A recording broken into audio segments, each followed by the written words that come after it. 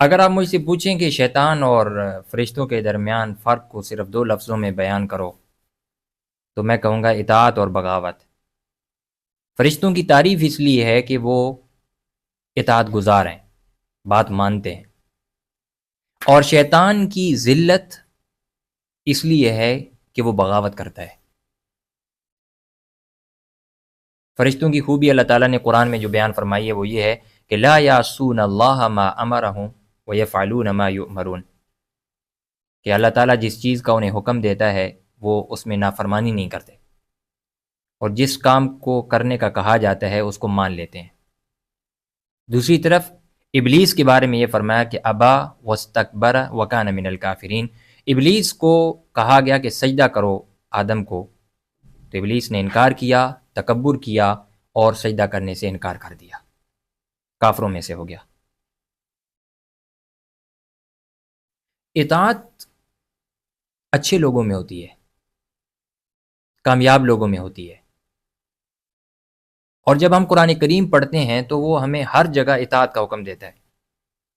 وہ بار بار ہمارے سامنے سمعنا و اطعنا، ہم نے سن لیا اور ہم نے مان لیا کی بات کرتا ہے، اور بتاتا ہے کہ ایمان والے لوگ وہ ہوتے ہیں کہ جب ان کو بلایا جاتا ہے اللہ اور اللہ کے رسول کی طرف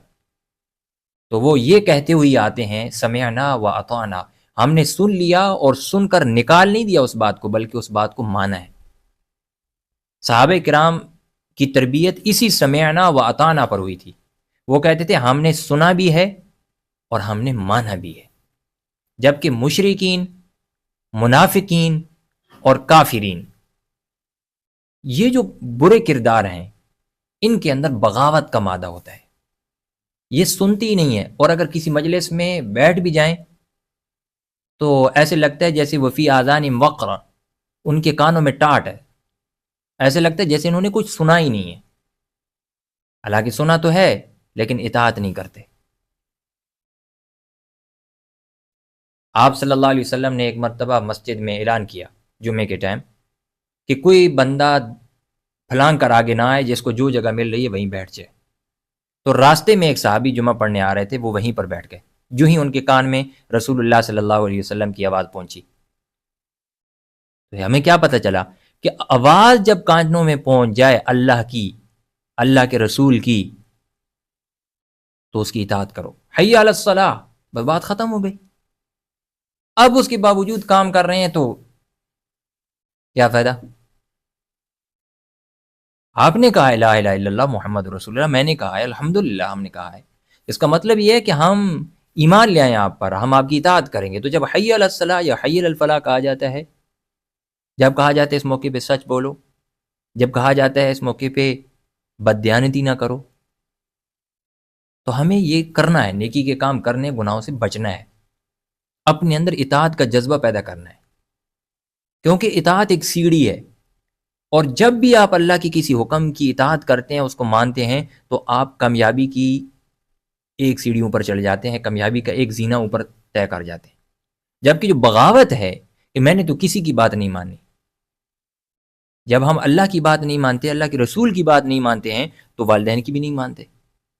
اساتذہ کی بھی نہیں مانتے ہیں، بڑوں کی بھی نہیں مانتے ہیں، ملکی قوانین کو بھی نہیں مانتے ہیں، معاشرے کی بھی نہیں مانتے ہیں، کیونکہ ہمارے اندر ماننے کا جذبہ ہے ہی نہیں۔ ہم تو باغی ہیں، ہم تو اپنا راستہ خود چنیں گے،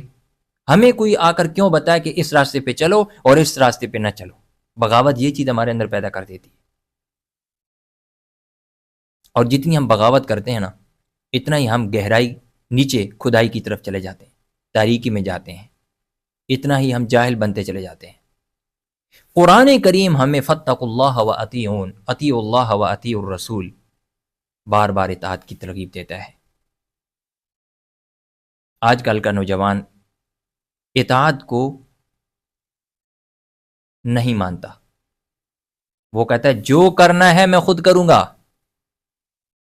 کون ہوتے ہیں والدین مجھے مشورہ دینے والے؟ کون ہوتے ہیں اساتذہ میرے راستے میں رکاوٹ بننے والے؟ کون ہوتے ہیں یہ بڑے لوگ؟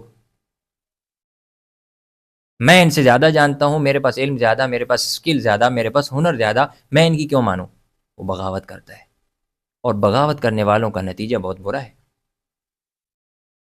اللہ تعالیٰ نے اطاعت کرنے والوں کا نتیجہ بتایا کہ من یطع اللہ و رسولہ، جو اللہ اور اللہ کے رسول کی اطاعت کرتا ہے، یدخل جنات تجری من تحت الانہار، اللہ اس کو ایسی جنت میں داخل کرے گا کہ جس میں نہریں بہہ رہی ہوں گی۔ اور بغاوت کرنے والوں کا نتیجہ بہت برا ہے، ومن یعص اللہ ورسولہ ویتعد حدودہ یدخل نارا خالدا فیہا، جو اللہ اور اللہ کی رسول کی نافرمانی کرتا ہے، بغاوت کرتا ہے، ان کی حدود کو کراس کرتا ہے، اللہ اس کو ہمیشہ والی جہنم میں داخل کرے گا۔ اب یہ آپ پر ڈیپینڈ ہے کہ آپ اطاعت کا شوق اپنے اندر پیدا کرتے ہیں یا بغاوت کا۔